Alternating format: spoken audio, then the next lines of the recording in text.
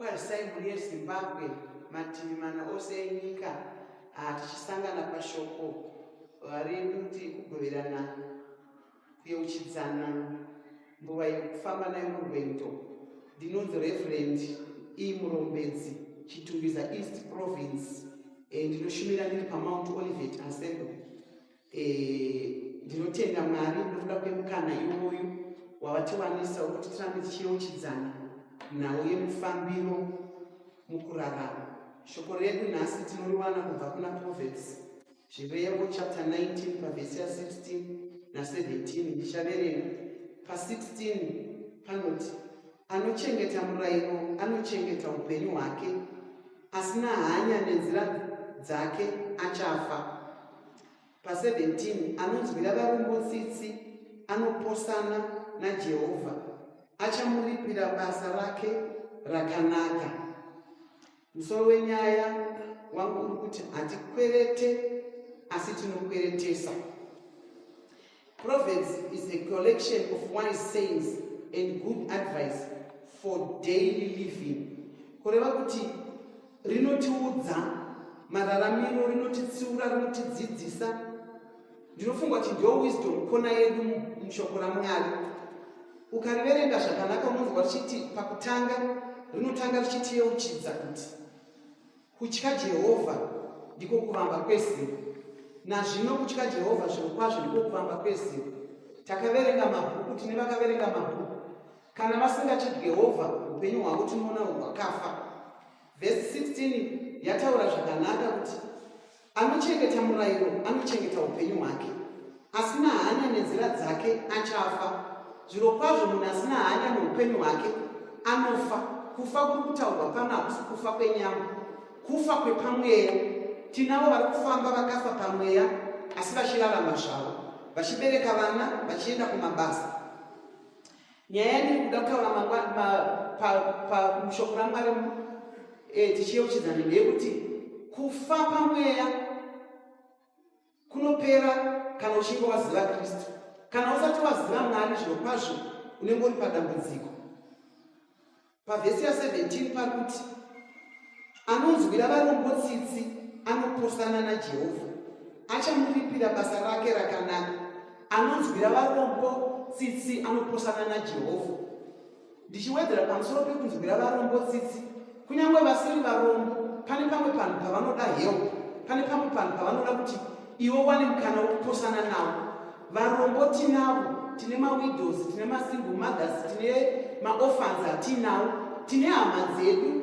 Ruzhinji rwacho tinonyanya kufokasa pavanhu vakadaro kana tiri kumakereke.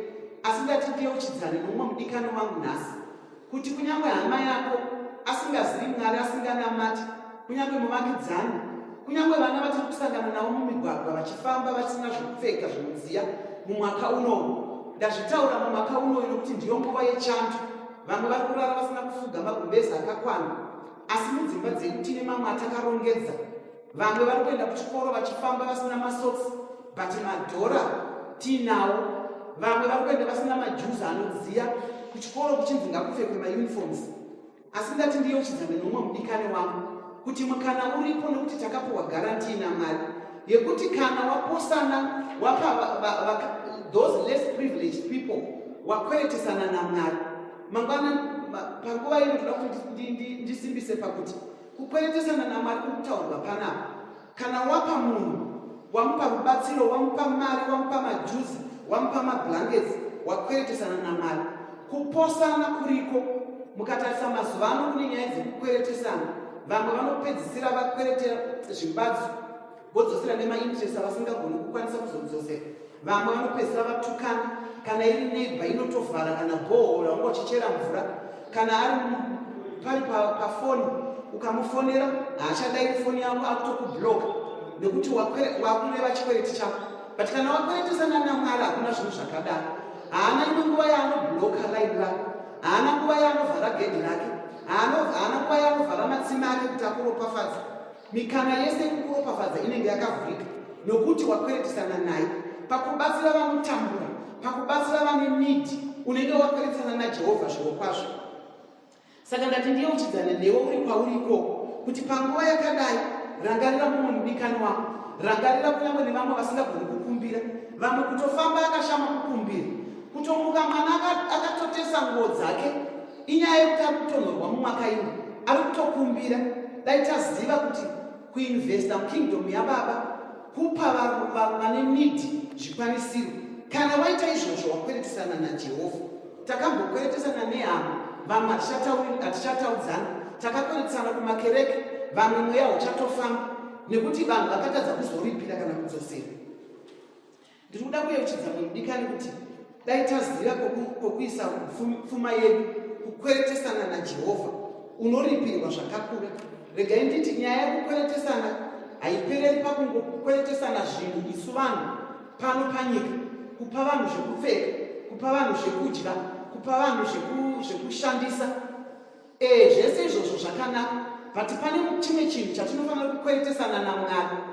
Iye Jesu Kristu weNazareti akauya pano panyika sechipo chatakapiwa naMwari, but in return isu tiri kufanira kudzorera mweya yedu paari.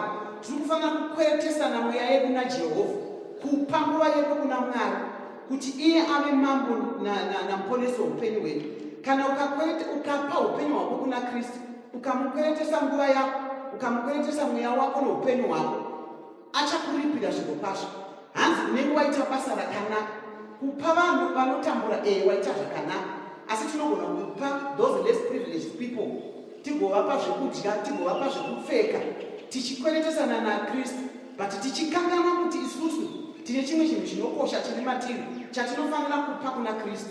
Mweya yedu yakakosha, upenyu hwedu hwakakosha, tinofanira kudzorera upenyu hwedu kuna Kristu.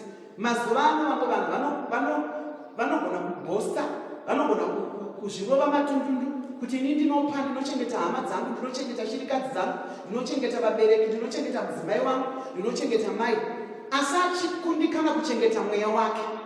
Kupa mweya wako kuna Kristu, unenge wagona kuchengetedza mweya wako, unenge waita basa rakanaka rataurwa kunzi unoripirwa naJehovha. Patinenge tapa Kristu mweya yedu, patinenge tapa Kristu upenyu hwedu, tinenge takweretesana naMwari chinhu chinokosha chataurwa paya kuti kana asina hanya nenzira dzake pavhesi ya16 achafa. Zviro kwazvo tiri kuvavarira kuti mugwendo rwatiri kufamba tirege kufa pamweya, tigozowana zororo pazuva rokupedzisira. Saka ndiri kuyeuchidzana nehama yangu, ndiri kuyeuchidzana newe kugoverana kwedu shoko rino kuti ipa upenyu hwako kuna Mwari. Nyika yatambura, nyika yaremerwa, nyika iri kushaya mufaro nokuda kwevanhu vasati vapa upenyu hwavo kuna Kristu. Iko kumwa mitoriro, kurovana mudzimba, vana kusagadzikana mudzimba, mabongozozo ese ari mudzimba, inyaya yekuti tiri kukweretesana zvisiri izvo. Vana vanoenda kumadoro, vana baba vanoenda kumasmall house, vari kukweretesana kana kuti vari kupa pfuma yavo nenguva yavo kusiriko. Ndosaka zvichizoita mainterest atambe tichataura aya. Kana ukapa upenyu hwako kusiriko, kune mainterest asina kumira zvakanaka. Patiri kuti mabhengi anokupa mainterest aunobhadhara, kana kuti kana waendesa upenyu hwako kusiriko unobhadhara nechimbadzo. Ndokwacho kwatiri kuzoona vamwe vachirohwa mazina achidonha, ndopatiri kuzoona kuchiita vamwe vana vasingachengeteke ikoko, ndopatiri kuzoona divorce rate ichiwanda. Inyaya yekuti tiri kukweretesana nevanhu vasirivo, tiri kuendesa zvinhu zviri kusiriko. Apa tinoda kungoencouragea mumwe munhu kuti chasara panyika ino kunamata, changosara panyika ino ndechekukweretesana nguva yedu naMwari. Kukweretesana nguva naMwari ndopatinowana mukana wekuenda kumakereke, ndopatinowana mukana wokufambira varwere, ndopatinowana mukana wokushumirana.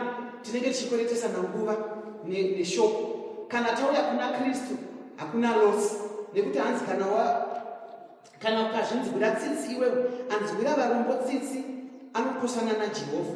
Ukagamuchira Kristu wazvinzwira iwewe tsitsi pakutanga.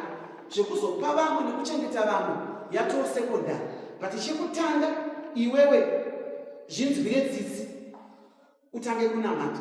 Zvinzwire tsitsi, chero uchiwana mari, chero uchiwana pekugara pakanaka, hausi kuzvinzwira tsitsi kana usingape upenyu hwako kuna Kristu. Kana uchiwana zvese zvaungafunga kuti ungawane panyika ino, asi kana usina Kristu hausati wakwana. ndinoda kungoenkareja munhu kuti patiri kutaura nyaya iyi, Proverbs ataura kuti it's a collection of wise sayings. Zvimwe zvinhu tingazviwane, chikoro tingachiwane, mabasa tingamawane, umwe ugaro hwese tingahuwane, asi kana takundikana kugashira Kristu tazviitira utsinye. Ndinoda kungoenkareja munhu kuti nyaya yacho haiperi zvakanaka, inopera vanhu tichinotsva kugehena. Ukachengeta murayiro hanzi haufe pamweya. Murayiro wandinoda kutaura mukati mezuva ranhasi ndewokuti dai tagamuchira Kristu, dai tamunamata, dai tatya Mwari, nokuti hanzi ndo panototangira zivo. Waenda kuchikoro kana usina kugamuchira Kristu, zivo yako inove pasina. Wapinda mumereji kana usina Kristu, mukati momo munenge muine bongozozo. Waenda kubasa kana usina Kristu, unononoka kubasa, unotukana nevamwe, unogara uchingove mumabongozozo. Saka mushoko redu ranhasi ndiri kuti dai takweretsana naJehovha, tikanzwira varombo tsitsi, ticharipirwa basa rakanaka. Tikapa upenyu hwedu kuna Kristu, ticharipirwa zvakanaka. Ndoda kungotenda Mwari nokuda kwenguva yatawana yekuti tingoyeuchidzana munguva yekufamba, munguva yekurarama, munguva yekunge tichiinazvo. Kana utori nazvo usina Kristu hauna. Kana uchigoverana nyangwe nevanoshayiwa usati wana Kristu hausati wave nazvo. Mwari wedu anotida basa rakanaka. Regai ndiwane nguva yokunamata. Ndinokutendai Mwari wamasimba ose nekuda kweshoko ramapurutsa pakati pedu, rokuti anonzwira varombo tsitsi, anoposana naJehovha. Takamboposana nevamwe zvikaguma zvisirizvo, asi tikaposana nemwe zviro kwazvo maguma acho akanaka. Ndinokutendai nokuti shoko renyu munodiridzira kuti riwane zvibereko. Zita renyu ngarirambe richimukudzwa, kuda kwenyu kuramba kuchingoitwa muzita guru raMambo Jesu. Amen.